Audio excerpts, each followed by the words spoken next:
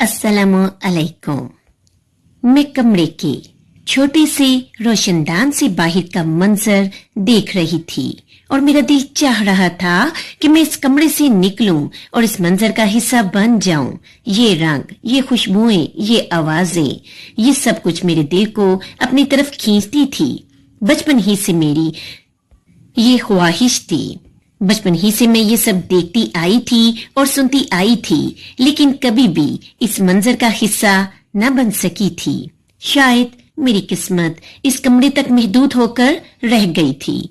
मैंने जब से होश संभाला था, अपने इर्द गिर्द यही सब कुछ देखा था, लेकिन इसके बावजूद भी मैं इस सब से बहुत बहुत दूर थी और इसकी वजह रेशमा बाई थी। रेशमा बाई इस कोठे की बड़ी तवाइफ थी। इसके हुक्म से यहाँ सब सांस लेते थे